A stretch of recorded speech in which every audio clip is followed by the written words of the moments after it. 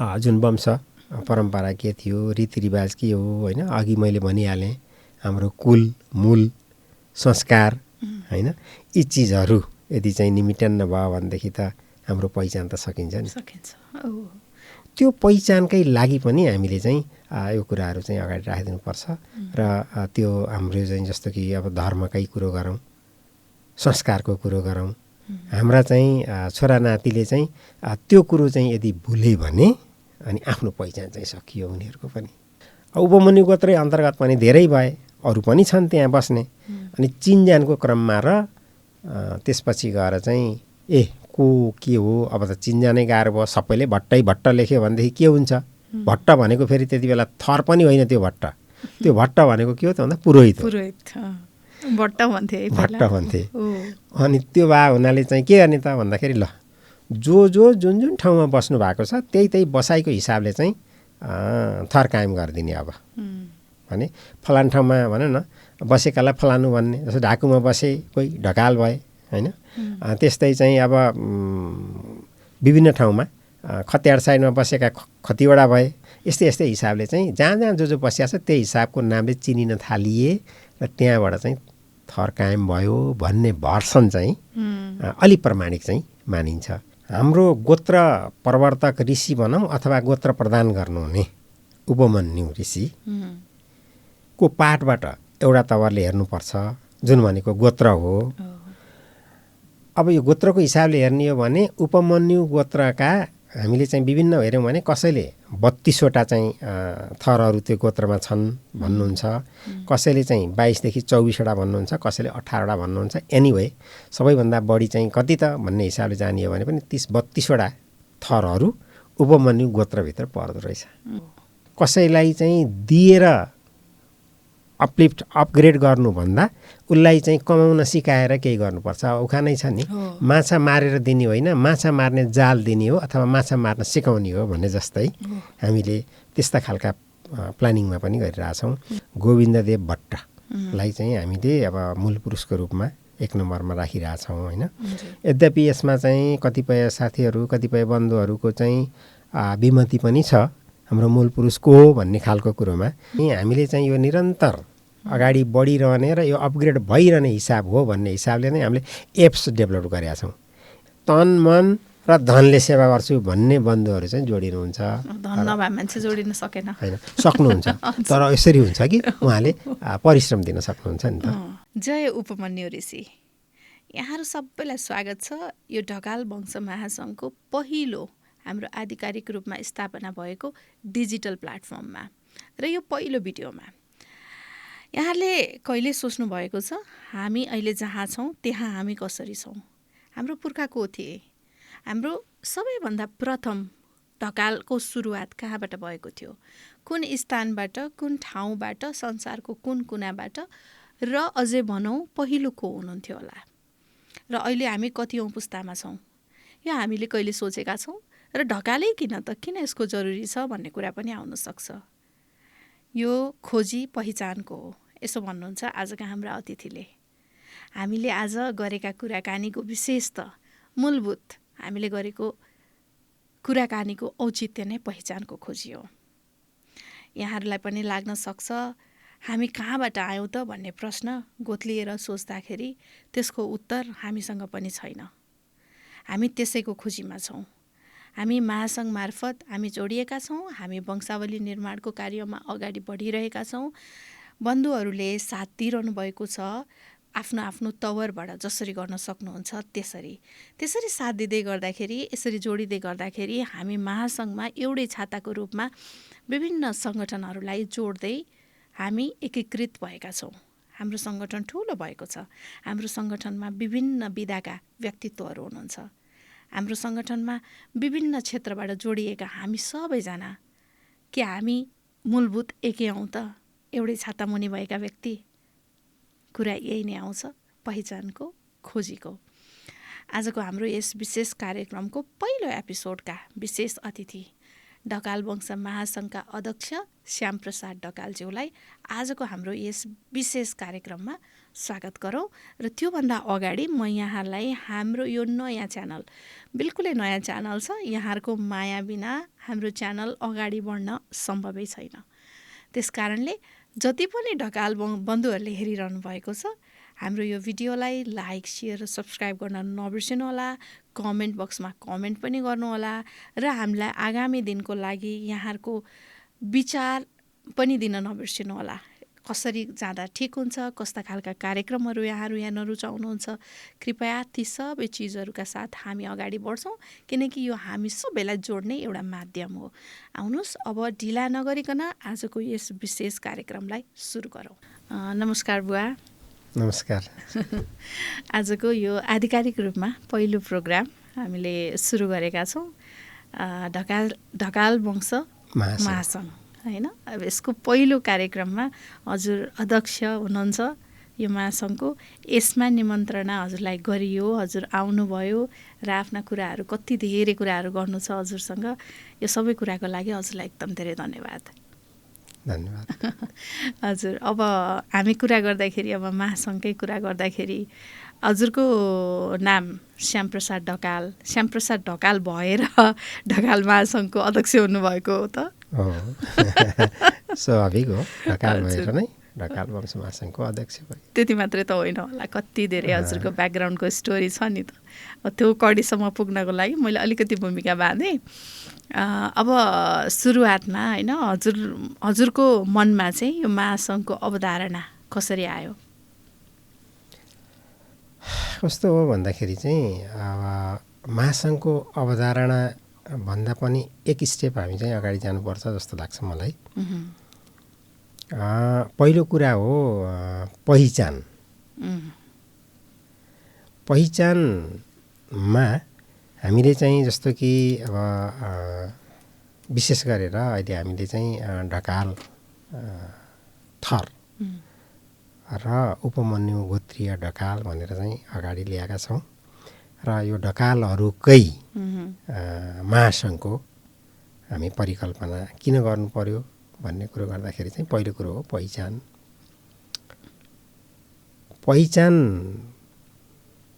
यदि हाम्रो चाहिँ जुन बेटर चिज मूल हो, मूल चाहिँ छुटे कुल बिर्सिन्छ अरे, अनि कुल बिर्से चाहिँ धर्म मासिन्छ, धर्म मासियो भने संस्कृति हराउँछ, र संस्कृति हरायो भने पहिचानै सकिन्छ। यदि पहिचान सकियो भने त हाम्रो केही अर्थ रहेन नि त। त्यस कारण पहिचानको लागि हामी अगाडि बढ्ने क्रममा ढकालहरू को हो, कहाँबाट हामी आयौँ, अहिले कुन अवस्थामा छौँ, कसरी अगाडि बढ्नु पर्ला भन्ने हिसाबले हामी चाहिँ क्यालकुलेसन गर्दै जाँदाखेरि चाहिँ अनि ढकालहरूको सङ्गठन, एटलिस्ट नेपालमा भएका ढकालहरू कुन अवस्थामा छौँ, कति छौँ, हाम्रा पुस्ताहरू, होइन, को अवस्था पहिला के थियो, अहिले कुन अवस्थामा आइपुगेका छौँ, हामी कतिौँ पुस्ताहरू हौँ भन्ने खालको एउटा चाहिँ पहिचानको हिसाबले पनि हामी अगाडि बढ्नलाई अगाडि बढ्दै जाने क्रममा अनि ढकालका विविध सङ्गठनहरू अब कस्तो भयो, एउटा चाहिँ ऐतिहासिक पाठ भन्दा धन्नै 32 सालतिर हाम्रो डाक्टर अञ्जनी कुमार शर्मा उहाँले चाहिँ एउटा परिकल्पना गर्नुभयो, होइन, यो ढकालहरूको पनि त एउटा वंशावली निर्माण गर्नु छ। शर्मा ढकाल, अञ्जनी कुमार शर्मा ढकाल। त्यति बेलाको उहाँ चाहिँ राजदरबारमा डाक्टर हुनुहुन्थ्यो, राजदरबार पनि हेर्नुहुन्थ्यो। अनि उहाँले चाहिँ यो एउटा परिकल्पना गर्नुभयो 32 सालतिर, 32-34 सालतिरको कुरा हुनुपर्छ जहाँसम्म मलाई लाग्छ। त्यसपछि गएर कर्मिक रूपमा यो कुरो अगाडि बढ्दै गयो, छिनोफानो हुँदै गए कतिपय कुराहरू। र 51 सालमा चाहिँ ढकाल समाज काठमाडौँ भनेर एउटा चाहिँ सङ्गठन विधिपूर्वक दर्ता भयो काठमाडौँमा। र त्यति बेला चाहिँ त्यसको कार्यक्षेत्र नेपाल अधिराज्यभर भनेर राखिएको रहेछ, होइन, अनि राखिएको रहेछ। त्यसपछि गएर चाहिँ त्यो गठन भइसकेपछि कर्मिक रूपमा हाम्रो चाहिँ वंशावलीको पाठमा वंशावली लेखन गर्ने, सङ्कलन गर्ने त्यसपछि गएर ढकाल बन्धुहरूलाई चाहिँ एकजुट बनाउने, कहाँ को छ भनेर अनुसन्धान गर्ने, ती कुराहरू हुँदै गर्ने क्रममा जाँदै गर्ने क्रममा केही समय अब कोही कता हुने भयो। त्यति बेला चाहिँ कस्तो भन्दाखेरि सञ्चारको स्थिति पनि विक नै थियो। 50-51 सालतिर खासै त्यति थिएन। यातायातको अवस्था पनि कठिन नै थियो होइन। त्यो हिसाबले के भयो त भन्दाखेरि काठमाडौँबाटै अथवा यहाँबाट सबै ठाउँका ढकाल बन्धुहरूलाई चाहिँ एकै ठाउँमा समेट्ने, एउटै सङ्गठनमा ल्याउने भन्ने कुरो त्यति सम्भव चाहिँ सायद भएनछ होला। त्यसले गर्दाखेरि चाहिँ अनि 55 सालमा एउटा, 57 सालमा एउटा, 62 सालमा एउटा, 68 सालमा एउटा गरेर कहाँ त भन्दा एउटा चाहिँ यो बाँकेमा, अनि अर्को चाहिँ यो झापामा हाम्रो जुन कोटीहोम छ, त्यसपछि अर्को मोरङमा, अर्को हाम्रो कहाँ भयो भन्दाखेरि बाँके, झापा, अनि त्यसपछि मोरङ, अनि काठमाडौँ, त्यसपछि आछाम चाहिँ पछि भएको हो, अलि पछि भयो। त्यति बेला त्यो लगायत गर्दाखेरि चाहिँ 5वटा केन्द्रीय स्तरका सङ्गठनहरू चाहिँ भए। अब त्यति बेलाको परिवेश भनौँ न, मैले भनिहालेँ सञ्चारको चाहिँ अब त्यति थिएन, यातायातको पनि उपलब्धता थिएन। त्यसले गर्दाखेरि त्यही ठाउँका ढकालहरूले आफ्नो हिसाबले सङ्गठन तयार गरेर अगाडि बढ्दाखेरि ठिक हुन्छ भन्ने हिसाबले 5वटा चाहिँ केन्द्रीय स्तरका सङ्गठनहरू तयार भए। त्यो तयार भइसकेपछि चाहिँ अब 5वटा सङ्गठन तयार भइसकेपछि आफ्नो हिसाबले अगाडि बढ्दै जाँदा फेरि चाहिँ यतापट्टि जुन पहिलो 51 सालमा दर्ता भएको ढकाल समाज काठमाडौँ हो, उनीहरू चाहिँ अलिकति निष्क्रिय जस्तो देखिए र लामो समयसम्म त्यतिकै केही अलिक काम नभएको जस्तो अवस्था भयो।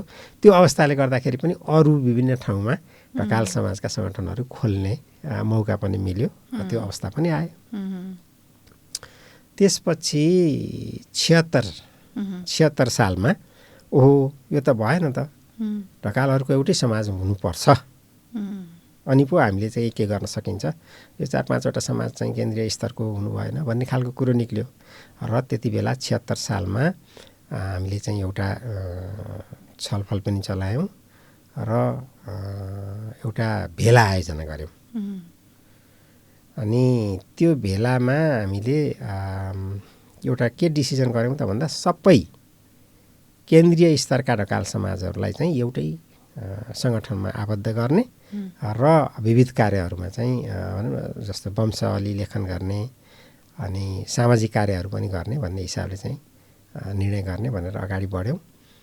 र त्यसपछि चाहिँ हामीले त्यो छलफलमा त्यति बेलाको तत्कालीन मन्त्री भानुभक्त ढकालको प्रमुख आतिथ्यमा र त्यति बेला हामीले के गर्यौँ त भन्दाखेरि सबैभन्दा सिनियर मोस्ट एजेड ढकाल बन्धु को हुनुहुन्छ भनेर उहाँलाई नै अर्को हाम्रो विश्वनाथ दाजुको बुवा उहाँलाई चाहिँ हामीले कति वर्षको हुनुहुन्थ्यो त्यति बेला सायद 95 वर्ष हुनुहुन्थ्यो कि जस्तो लाग्छ। यो 90 क्रस गर्नुभएको थियो, 90 94 अहिले पनि अब झन्नै कति हुनुहुन्छ 97-98 वर्ष पुगिसक्नुभयो जस्तो लाग्छ। जे होस् 90 को हाराहारीमा एजेड व्यक्तित्वको सभापतित्वमा हामीले त्यहाँ बैठक भेला गऱ्यौँ। त्यो भेलाले चाहिँ हाम्रो प्रोफेसर प्राध्यापक देवीभक्त ढकालको संयोजकत्वमा एउटा चाहिँ भेला आयोजक समिति गठन गर्यो र अनि हामी अगाडि बढ्न थाल्यौँ। महासङ्घको तयारीको पाठ चाहिँ त्यहीँबाट चाहिँ सुरु भयो। यद्यपि के भयो त भन्दाखेरि चाहिँ अब धेरै समूहहरू आफ्नो उसमा हुने, अनि पछि गएर चाहिँ हामीले त्यो एक्टिभिटिजहरू गर्दै जाँदा कोभिडको चाहिँ अनि अब प्रकोप भयो। कोभिडले गर्दा 2-3 वर्ष कामै गर्न पाइएन। त्यसपछि त्यही बेला नजिकै फेरि हाम्रो चाहिँ अर्को एउटा समाज ढकाल समाज प्रतिष्ठान भनेर चाहिँ हाम्रो टिकाराम शर्मा ढकाल उहाँको चाहिँ लिडरसिपमा अर्को फेरि दर्ता भयो। पहिल्यै चाहिँ 5वटालाई एक ठाउँमा ल्याउने चुनौती छँदै थियो, अनि फेरि उहाँहरू पनि थपिनुभयो। थपिएपछि फेरि पनि हामीले चाहिँ सायद यो 78-79 तिरको होला पुसमा एउटा बौद्धिक सर्कल ढकाल बन्धुहरूको बौद्धिक सर्कल 25-30 जनाको चाहिँ हाम्रो एउटा भेला भयो। त्यो भेलाले पनि ल है अब चाहिँ यसो गरेर भएर ढकाल समाज प्रतिष्ठान ढकाल समाजमा सम्मिलन हुने भनेर निर्णय नै गरेको छ त्यति बेला। तर अनि के भयो त भन्दा विविध कारणले जस्तो कि कानुनी हिसाबले पनि अडचन आयो, त्यसपछि गएर चाहिँ यो आर्थिक हिसाबले चाहिँ ठुलै अडचनहरू आउने रहेछन्, ती कुरा त्यति बेला ख्याल पनि भएन। अनि प्राविधिक कानुनी आर्थिक हिसाबले चाहिँ अडचन आइसकेपछि त्यसो भए हामीले चाहिँ अब एउटा कानुनी रूपले एउटा समिति बनाऊँ। त्यो कानुनी रूपले समिति बनाएपछि त्यो समितिले जे सल्लाह दिन्छ त्यही अनुसार सहज हुने हिसाबले अगाडि बढाउँ भन्दै जाँदा अनि अहिले हाम्रो चाहिँ सर्वोच्च अदालतको माननीय न्यायाधीश बालकृष्ण ढकाल हुनुहुन्छ। अनि उहाँको संयोजकत्वमा एउटा कानुनी हिसाबले अरू 2-3 जना वरिष्ठ र वकिल साहबहरूलाई ढकाल बन्धु नै वकिलहरूलाई सम्हालेर अनि ल तपाईँहरूले एउटा प्रतिवेदन दिनुहोस् भनेपछि उहाँहरूले के दिनुभयो त भन्दाखेरि विविध कारणले पनि यी भएका समाजहरूलाई चाहिँ डिजल पनि नगरौँ, यिनीहरूलाई पनि यथोचित हिसाबले आफ्नो हिसाबले काम गर्न छुट पनि दिनुपर्छ। त्यो गर्दा सहज पनि हुन्छ, काम पनि सरल हुन्छ, सबैलाई एकै ठाउँमा ल्याउँदाखेरि छाता सङ्गठन ठिक हुन्छ। त्यसले गर्दाखेरि अब ढकाल वंश महासङ्घको कन्सेप्टले अगाडि जाउँ भनेर उहाँहरूले प्रतिवेदन दिनुभयो। त्यही हिसाबले चाहिँ हामी ढकाल वंश महासङ्घको गठन प्रक्रियातिर लाग्यौँ। त्यो मेन छाता महासङ्घ भयो, त्यो अन्तर्गत धेरै अरू पनि अब सङ्गठनहरू। त्यसपछि चाहिँ के भयो भने 5वटा त्यति बेलाका केन्द्रीय समितिहरू त रहि नै हाले। त्यो बाहेक झन्नै 1.5 दर्जन अरू सङ्गठनहरू रहेछन् हाम्रो क्षेत्रीय र स्थानीय हिसाबले। त्यो थाहा थिएन, यो गर्दै जाँदा थाहा त केही थियो, तर पनि अब केन्द्रीय हिसाबले चाहिँ एकै ठाउँमा भयौँ भने क्षेत्रीयलाई त त्यही केन्द्रीय हिसाबले आफ्नो ठाउँबाट होइन सपोर्ट पनि हुन्छ, उहाँहरू लिइहाल्नुहुन्छ भन्ने हाम्रो कन्सेप्ट थियो। त्यसरी चाहिँ नभएपछि त अनि सबै एकै ठाउँमा आउँदाखेरि अब अहिले 13-14वटा चाहिँ ती सङ्गठनहरू प्लस अरू सङ्गठनहरू भन्छन् सबैलाई साथमा लिएर अनि त्यसपछि महासङ्घको कन्सेप्ट लिएर एउटा छाता सङ्गठनको रूपमा हामीले चाहिँ अगाडि ल्यायौँ, जुन कन्सेप्टले अहिले चाहिँ अलिकति सहज भएको छ। यो कन्सेप्ट त्यसरी आएको। हजुर, अब इतिहासको पाना पल्टाउँदै जाँदा महासङ्घको इतिहास त हामीले यसमा विस्तृत रूपमा हजुरले भन्नु नै भयो। अब ढकालको इतिहासमा जाउँ न, यी ढकालहरू को हुन्, कहाँबाट आएका हुन्? यसको चाहिँ बडा रमाइलो पाठ छ होइन। अब हामीले अहिले पनि इतिहासलाई कोट्याउँदै जाने हो भने अब 2टा तवरले हामीले चाहिँ हेर्नुपर्ने हुन्छ।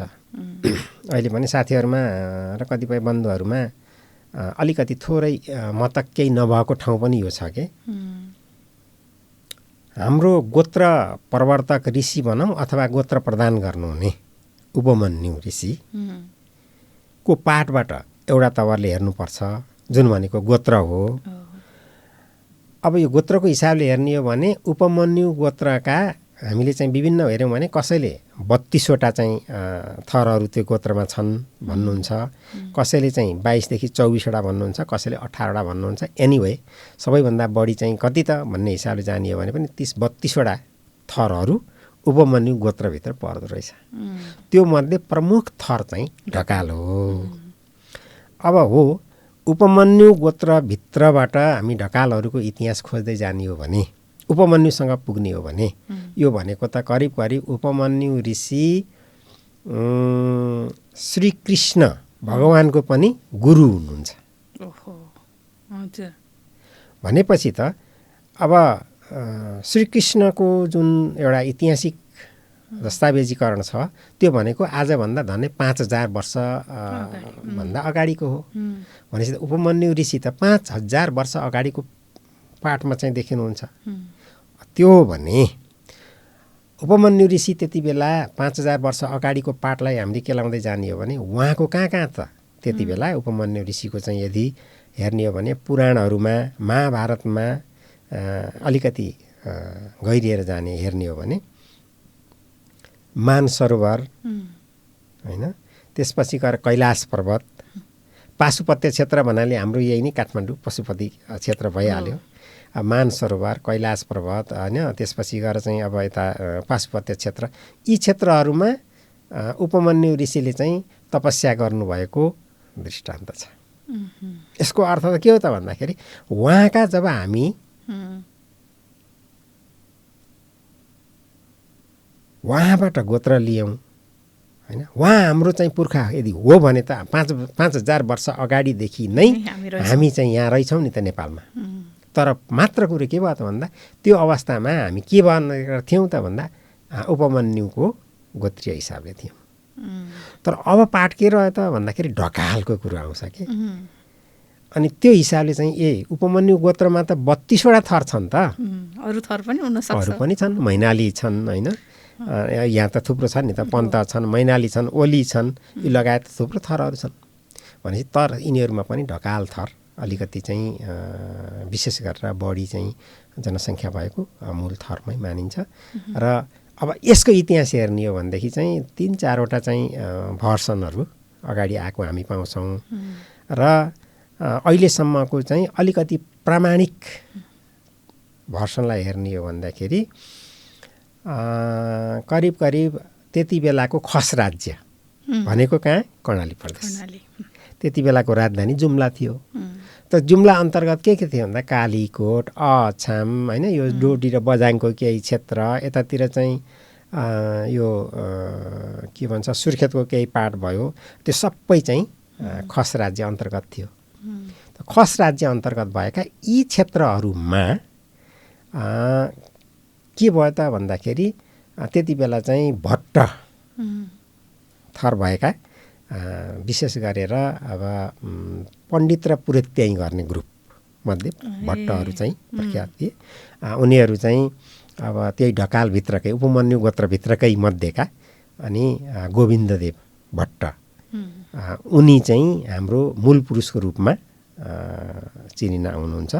र उहाँ चाहिँ त्यही क्षेत्रमा कहाँ कर्णाली प्रदेश खस राज्यमा अनि उहाँले चाहिँ त्यहाँ बसेर काम गर्दै जाने क्रममा के भइदियो त भन्दाखेरि उपमन्यु गोत्रै अन्तर्गत पनि धेरै भए, अरू पनि छन् त्यहाँ बस्ने। अनि चिनजानको क्रममा र त्यसपछि गएर चाहिँ को के हो, अब त चिनजानै गाह्रो भयो। सबैले भट्ट लेख्यो भनेदेखि के हुन्छ? भट्ट भनेको फेरि त्यति बेला थर पनि होइन त्यो भट्ट। त्यो भट्ट भनेको के हो त भन्दा पुरोहित भट्ट भन्थे। अनि त्यो भए हुनाले चाहिँ के गर्ने त भन्दाखेरि ल जुन ठाउँमा बस्नु भएको छ त्यही बसाइको हिसाबले चाहिँ थर कायम गरिदिने। अब भने फलान ठाउँमा भनौँ न बसेकालाई फलानु भन्ने, जस्तो ढाकुमा बसे कोही ढकाल भए होइन। त्यस्तै चाहिँ अब विभिन्न ठाउँमा खतियाड साइडमा बसेका खतिवडा भए, यस्तै हिसाबले चाहिँ जहाँ जो बसिया छ त्यही हिसाबको नामले चिनिन थालिए र त्यहाँबाट चाहिँ थर कायम भयो भन्ने भर्सन चाहिँ अलि प्रमाणिक चाहिँ मानिन्छ।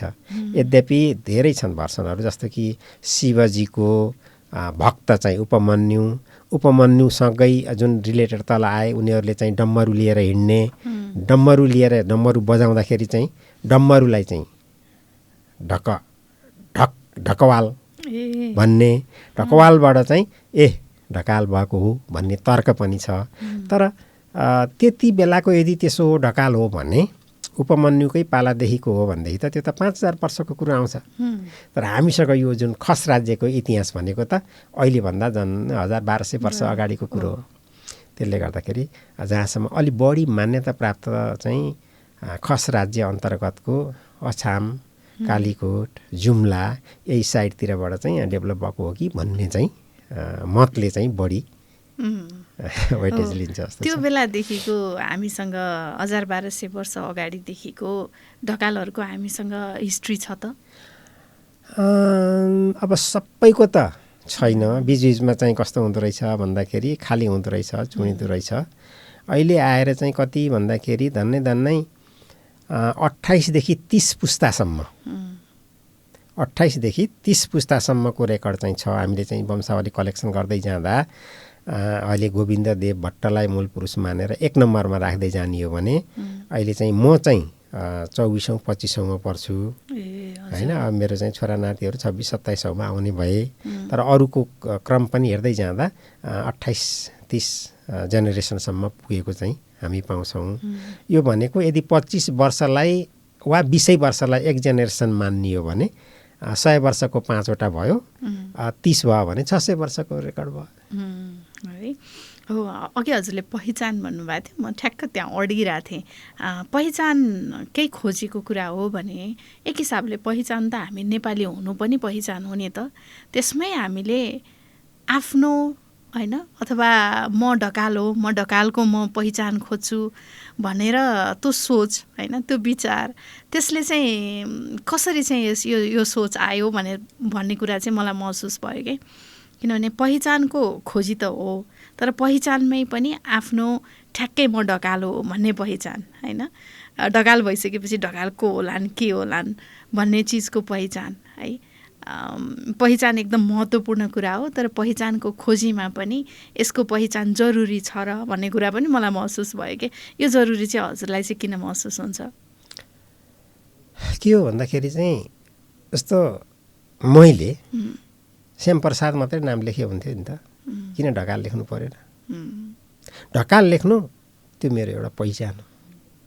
म कहाँबाट ढकाल भएँ, किन ढकाल भएँ होइन, त्यो पाटो चाहिँ महत्त्वपूर्ण हो।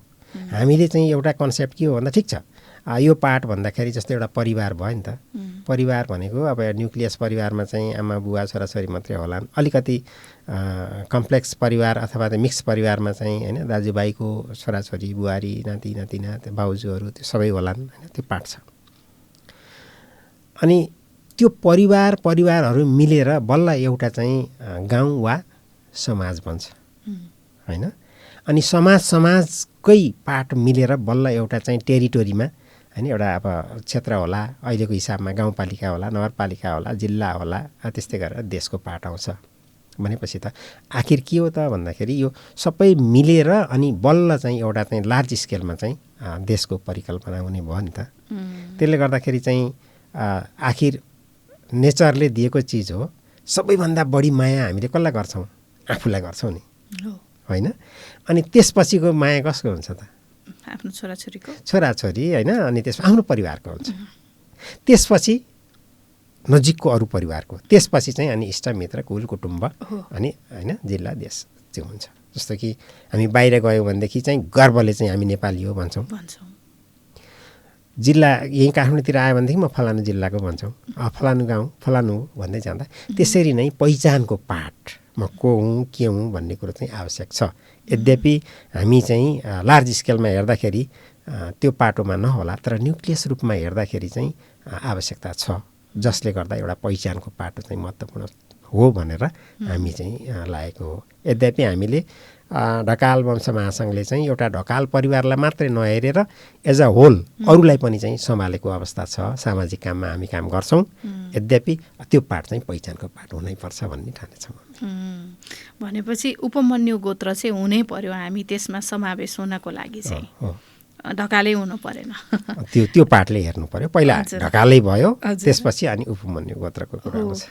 अब ढकालहरूकै कुरा गर्दाखेरि पहिला चाहिँ हाम्रो ढकालहरूको चाहिँ पेसा के थियो, प्रोफेसन के थियो र परम्परागत रूपमा कस्तो खालको पेसाहरू अपनाएर चाहिँ हाम्रो पुर्खाहरू चाहिँ अगाडि बढ्नुभयो?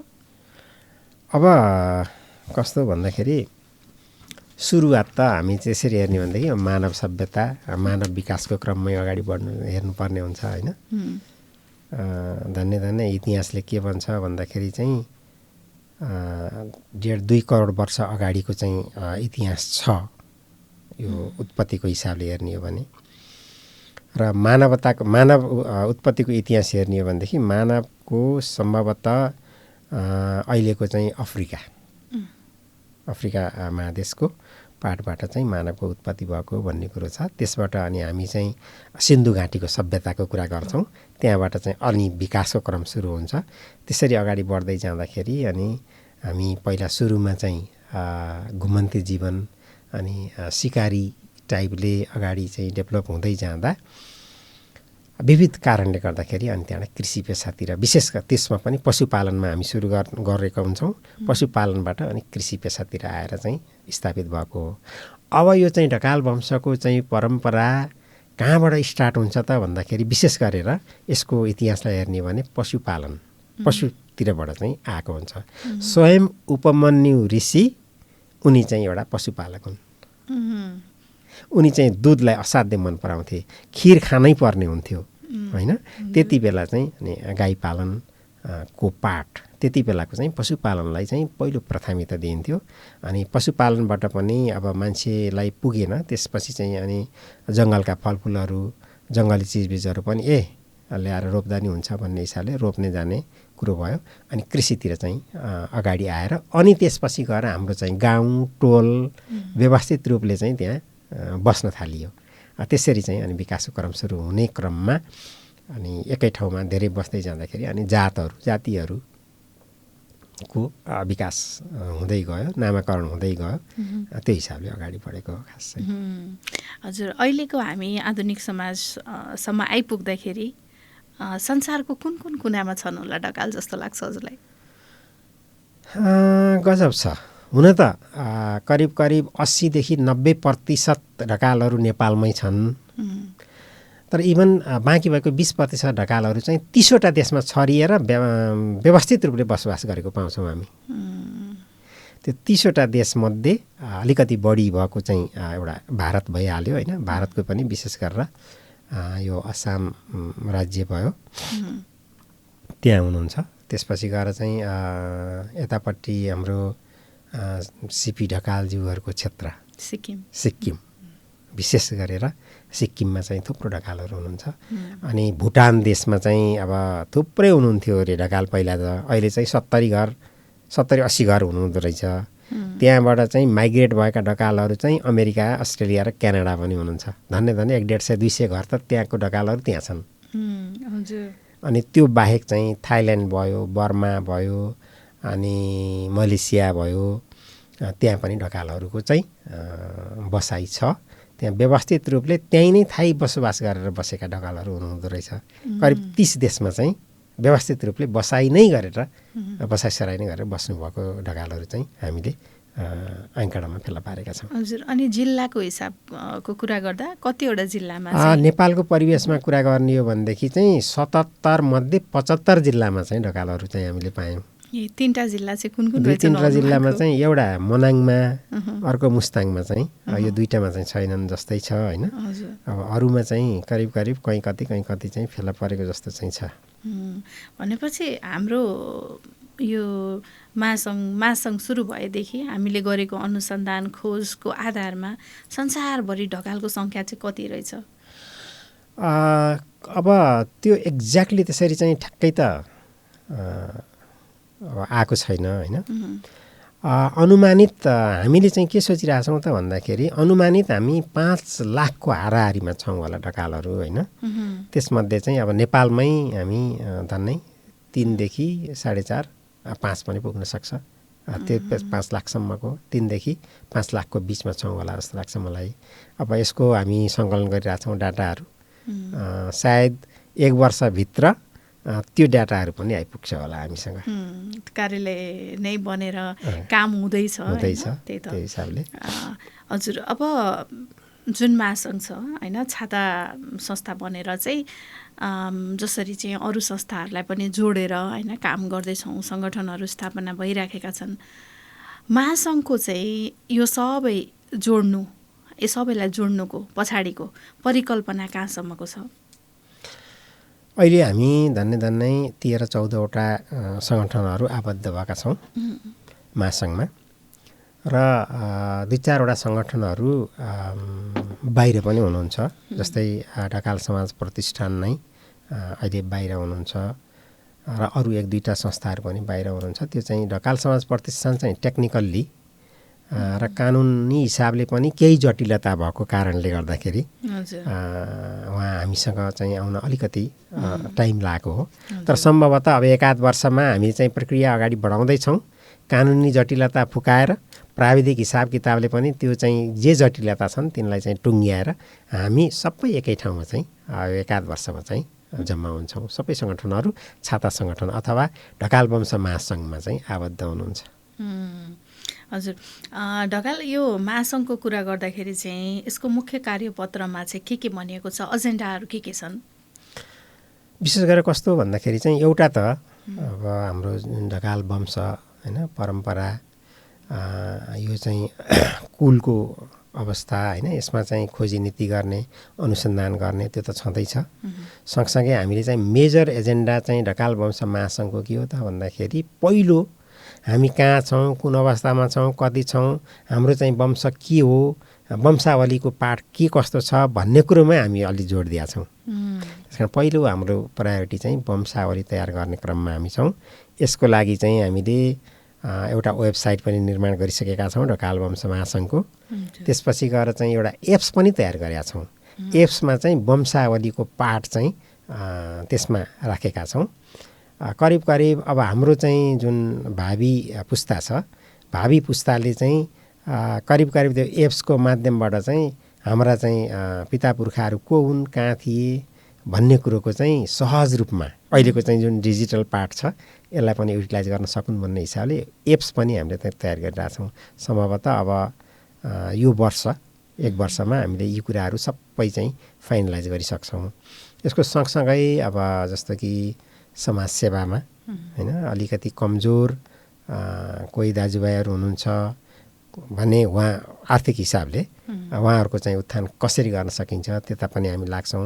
उहाँहरूलाई व्यावसायिक हिसाबले व्यवसाय गर्न लगाउने हो कि होइन। खास गरेर हामी चाहिँ वंश महासङ्घले चाहिँ के सोचिरहेछ त भन्दाखेरि कसैलाई चाहिँ दिएर अपलिफ्ट अपग्रेड गर्नुभन्दा उसलाई चाहिँ कमाउन सिकाएर केही गर्नुपर्छ। उखानै छ नि, माछा मारेर दिने होइन, माछा मार्ने जाल दिने हो अथवा माछा मार्न सिकाउने हो भन्ने जस्तै हामीले त्यस्ता खालका प्लानिङमा पनि गरिरहेछौँ। सँगसँगै चाहिँ महासङ्घले अब देवघाटमा हाम्रो चाहिँ ढकाल समाज प्रतिष्ठानले चाहिँ सङ्कल्प गरेको एउटा कुल मन्दिर र त्यहाँ चाहिँ अनुसन्धान प्रतिष्ठानको कुरो पनि छ। त्यसको चाहिँ अब जग्गा लिइ पनि सक्नु भएको छ होइन। आखिर हाम्रै दाजुभाइको सबैको हुनै छ त्यो।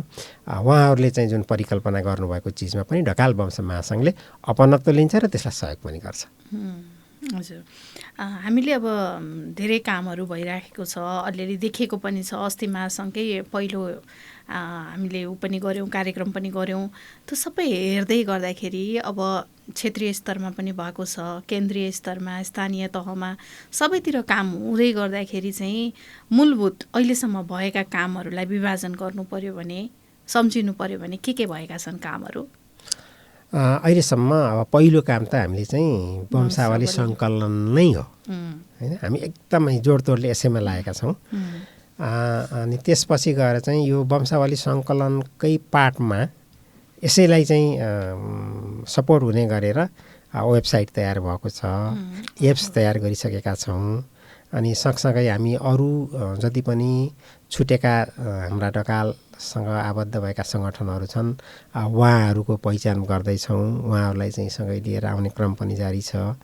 अनि केही चाहिँ त्यस्ता सङ्गठनहरू दर्ता भए तर चाहिँ अब त्यतिकै रहिरहेको, काम नभएको, नगरेको अवस्था छ भने उहाँहरूलाई पनि ल है केही गर्नुपर्छ भनेर उहाँहरूलाई पनि सँगसँगै लिएर अगाडि बढ्ने क्रम छ, सुसूचित गरेका छौँ। अब हामीले चाहिँ त्यसबाहेक सामाजिक सेवामा पनि जस्तो स्वास्थ्यको हिसाबमा भयो, शिक्षाको हिसाबमा भयो, रोजगारीको हिसाबमा भयो, हामीले कसरी कसलाई सहयोग गर्नुपर्ने हुन्छ त्यसको पार्टमा पनि हामी अगाडि बढ्ने प्लान गरिरहेछौँ। वंशावलीको कुरा गर्दै गर्नु हुँदाखेरि वंशावली कुन ढाँचामा चाहिँ तयार गरिएको छ अहिले? अहिले चाहिँ यो चाहिँ हामी यसको जुन एउटा ट्री भन्छौँ नि, वंशावलीको ट्रीको रूपमा त्यो छ। र हाम्रो चाहिँ जस्तो अहिलेका जुन नर्मल पुस्ताहरूदेखि लिएर गोविन्ददेव भट्टलाई चाहिँ हामीले अब मूल पुरुषको रूपमा 1 नम्बरमा राखिरहेछौँ होइन। यद्यपि यसमा चाहिँ कतिपय साथीहरू, कतिपय बन्धुहरूको चाहिँ विमति पनि छ हाम्रो मूल पुरुष को हो भन्ने खालको कुरोमा। तर त्यसमा चाहिँ अध्ययन अनुसन्धान पनि हुन्छ।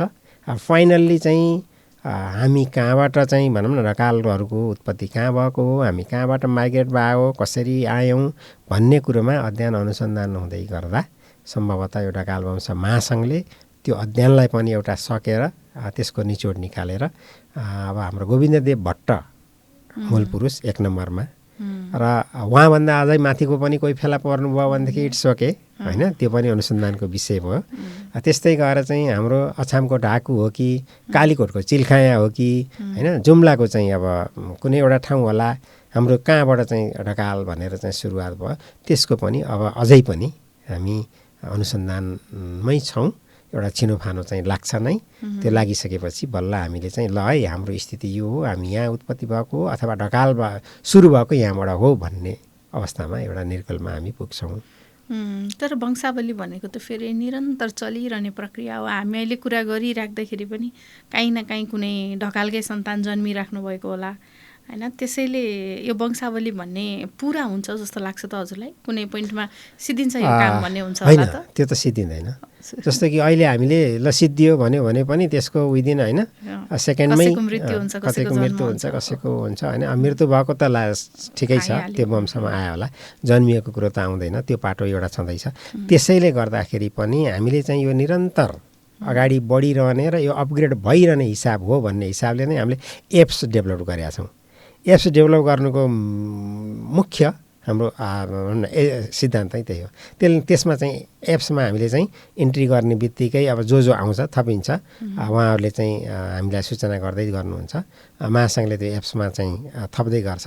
त्यसले गर्दाखेरि निरन्तर चाहिँ अगाडि बढिरहने प्रक्रिया हो। अब यसले पूर्णता भनेको त कहिल्यै पनि हुँदैन नि त, यो त पूर्णता हुँदैन, तर पूर्णताको नजिक चाहिँ भइरहन्छ। हामीले चाहिँ सधैँ अपडेट गरिरहन्छौँ त्यो चाहिँ। अब अहिले सुरुमा बरु निकाल्न चाहिँ गाह्रो हो, कता छौँ, को छौँ, कतिको जोडिया छ, कतिको जोडिया छैन।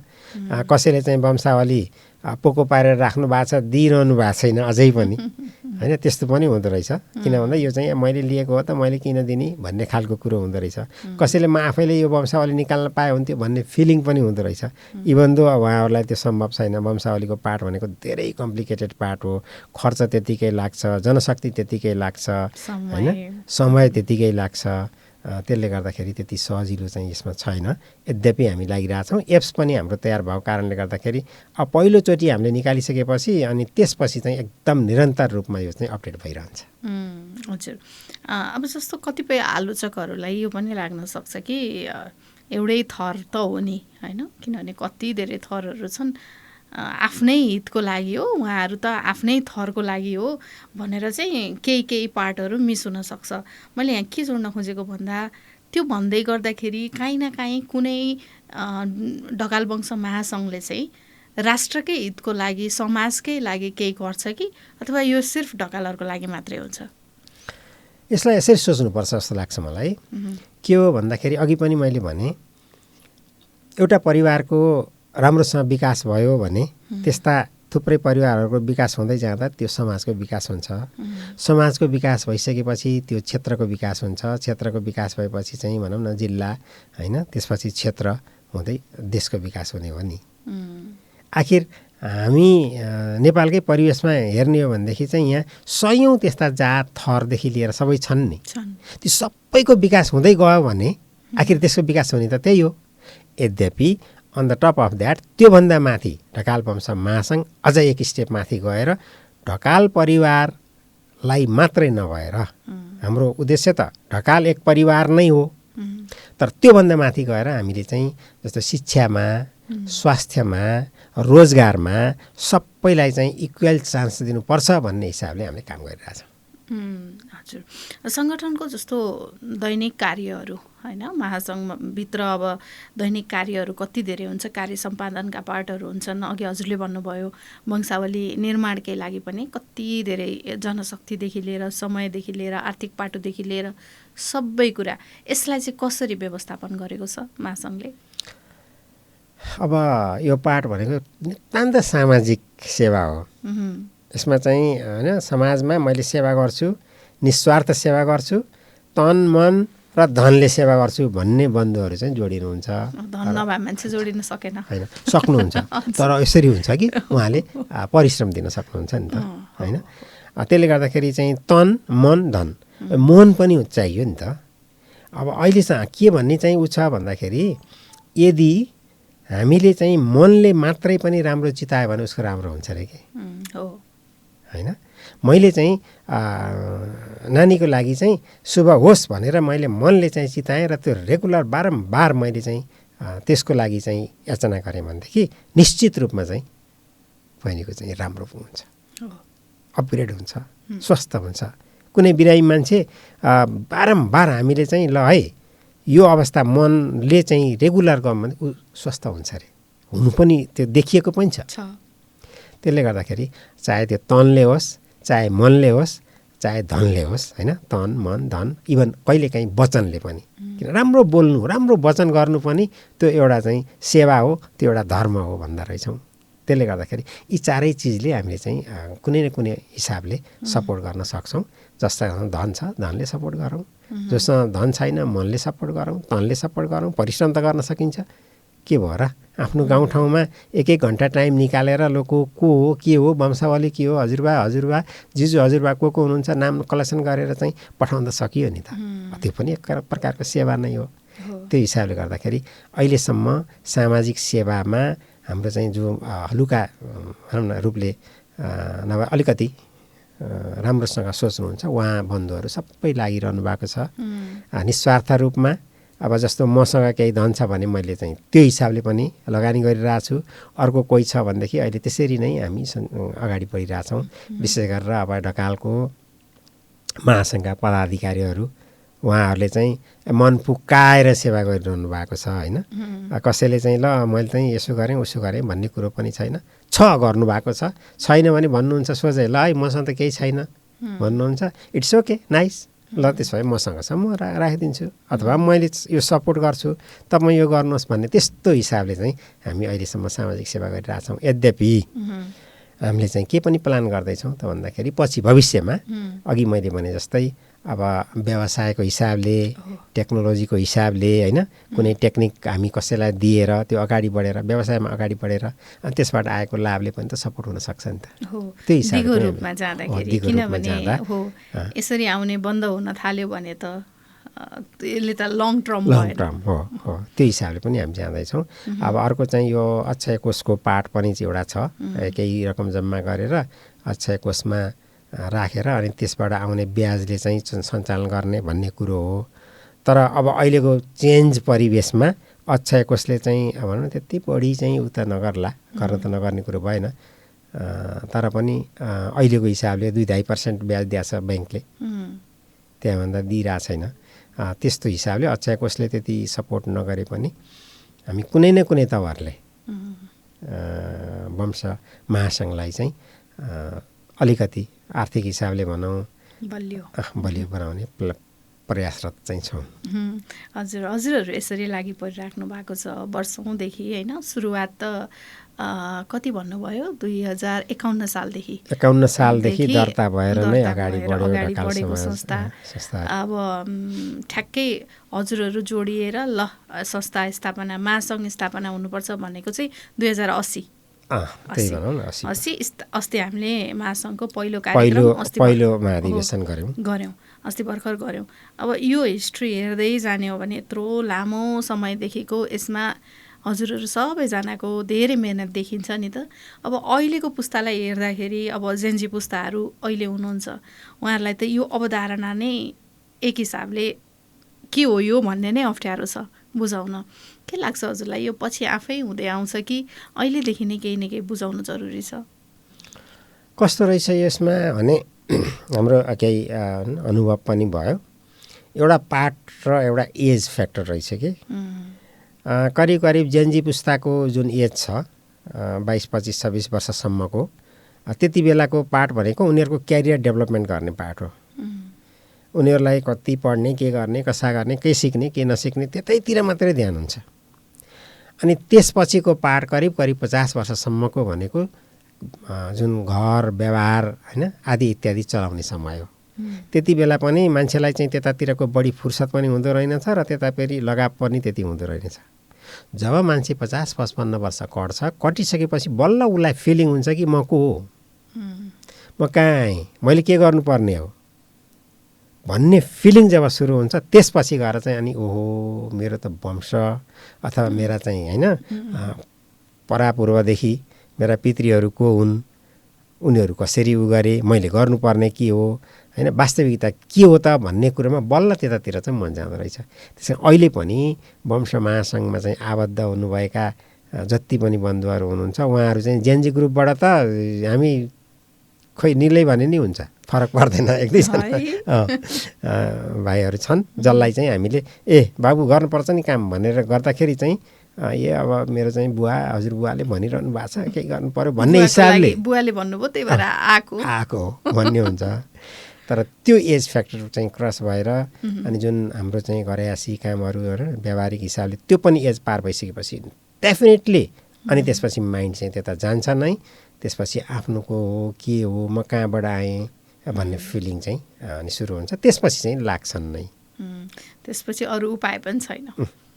त्यसपछि अनि खोज्दै जाँदा त्यो हामीले चाहिँ चाहेको पनि के हो त भन्दाखेरि हाम्रो चाहिँ जुन वंश परम्परा के थियो, रीतिरिवाज के हो होइन, अघि मैले भनिहालेँ हाम्रो कुल मूल संस्कार होइन, यी चिजहरू यदि चाहिँ निमिटन्न भयो भनेदेखि त हाम्रो पहिचान त सकिन्छ नि।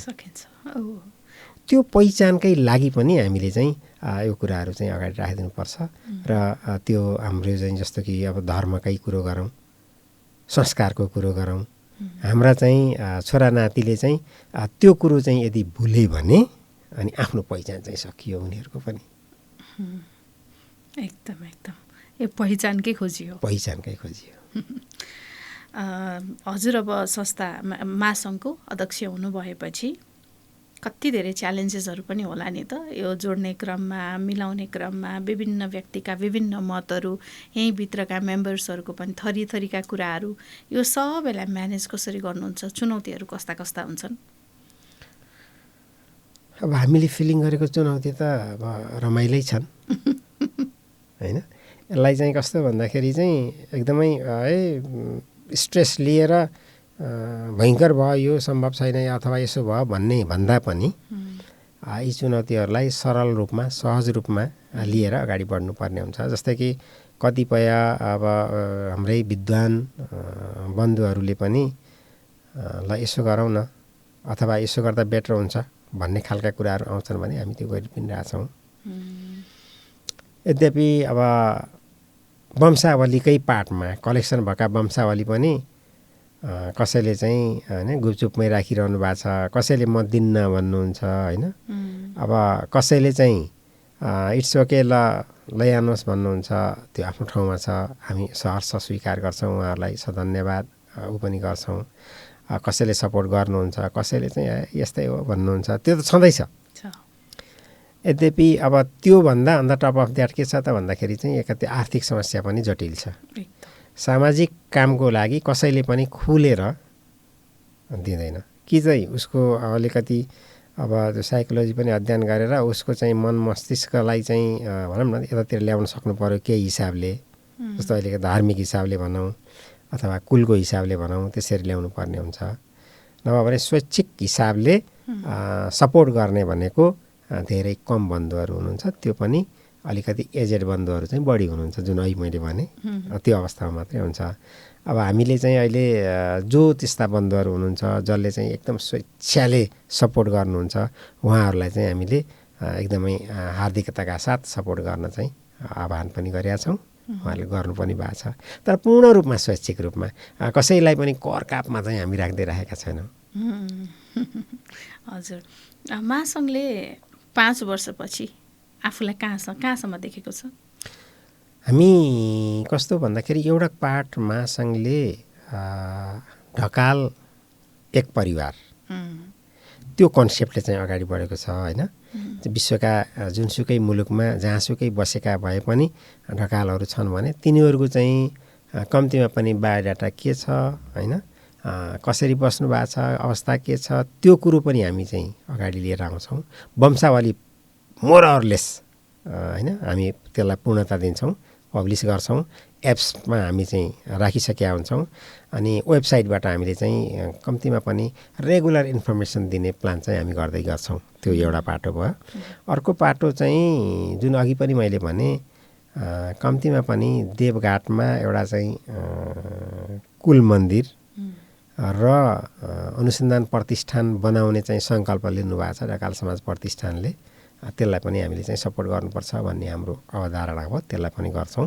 सँगसँगै हाम्रा त के छ भन्दाखेरि ढकाल वंश महासङ्घ भनेको 13-14वटा अहिले नै चाहिँ सङ्गठनहरू हुनुहुन्छ। अर्को झन्नै 8-10वटा सङ्गठनहरू हुनुहुन्छ जुन 1-2 वर्षभित्र जोडिनुहुन्छ। भनेपछि प्रत्येक सङ्गठनको आफ्नै समस्याहरू छन्। ती सङ्गठनका समस्याहरू के हुन्, ती सङ्गठनका समस्याहरूलाई चाहिँ बुझेर त्यहाँका पनि ती समस्याको समाधान गर्न कसरी सकिन्छ त्यो पाठमा पनि ढकाल वंश महासङ्घ चाहिँ लागिपर्छ। जस्तै झापामा बन्धुहरूले चाहिँ के गर्नुभएको छ, अब हामीले चाहिँ त्यहाँ माथि तला थप्ने हो होइन, अनि कोटीहोममा त्यो कुरा राखिरहनु भएको छ। त्यसलाई हामी चाहिँ कसरी सपोर्ट गर्न सकिन्छ वंश महासङ्घको हिसाबले होइन।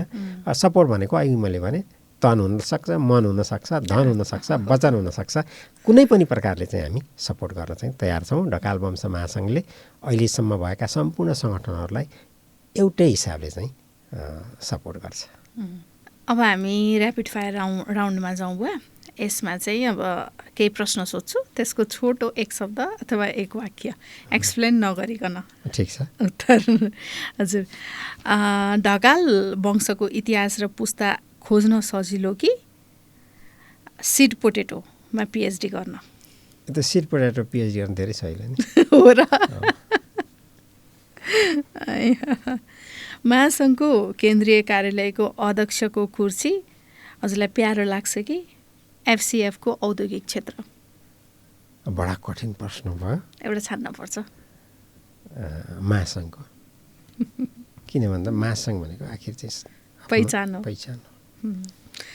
संसारभरिका ढकालहरूलाई जोड्ने सबैभन्दा अचुक र बलियो माध्यम गोत्र, रगत कि डिजिटल प्रविधि? यो तिनटामा एउटा छान्नु पर्यो भने डिजिटल प्रविधिलाई छान्छु म त। अहिले आएर है हो, पहिलाको समयमा चाहिँ गोत्र हुन्थ्यो होला। निश्चित नै। तपाईँको अध्ययन अनुसार नेपालमा ढकालहरूको सबैभन्दा जेठो र ऐतिहासिक उद्यम थलो कुन हो?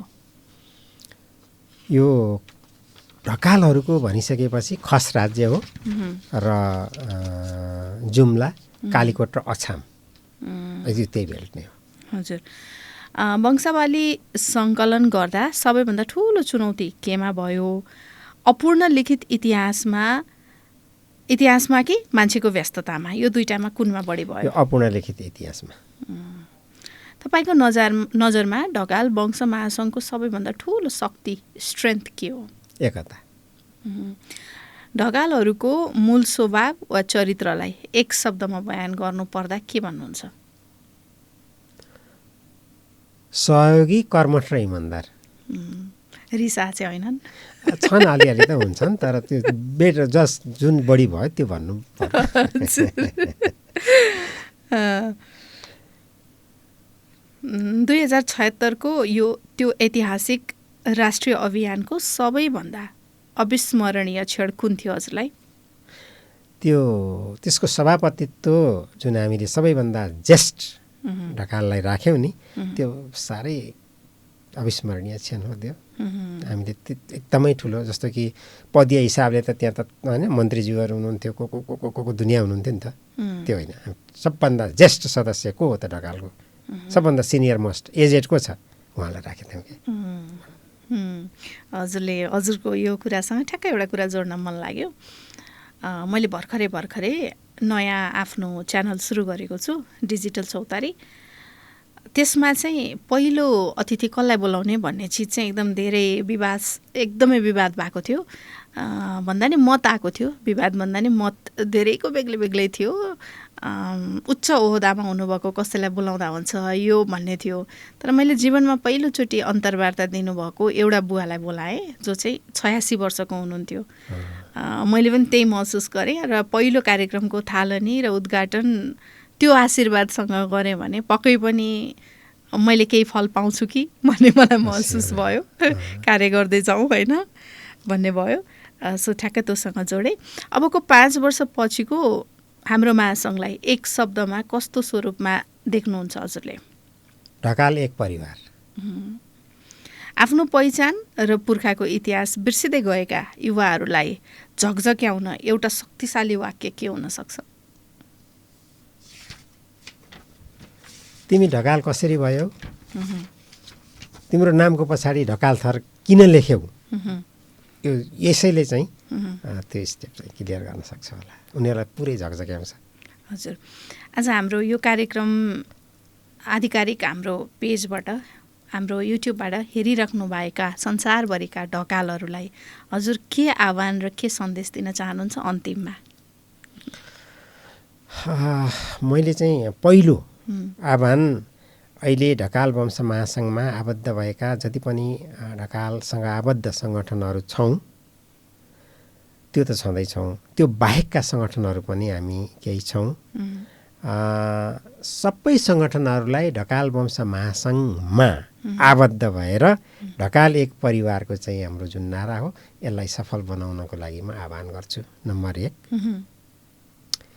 नम्बर 2, सम्पूर्ण ढकाल बन्धुहरू जो स्वदेशमा वा विदेशमा जो जहाँ हुनुहुन्छ उहाँहरूले चाहिँ वंशावली लेखनमा सहयोगको लागि पहिला त आफ्नो वंशको पाठमा कति सक्नुहुन्छ उहाँहरूले, होइन, हजुरबुवा, जिजु हजुरबुवा जहाँसम्मका नाम सक्नुहुन्छ त्यो नामहरूको सँगसँगै वंशावली लेखनमा चाहिँ आफ्नो जे जति सङ्कलन गर्न सक्नुहुन्छ त्यस पठाएर वंशावली निर्माणमा सहयोग गर्न म सम्पूर्ण बन्धुहरूलाई आह्वान गर्छु।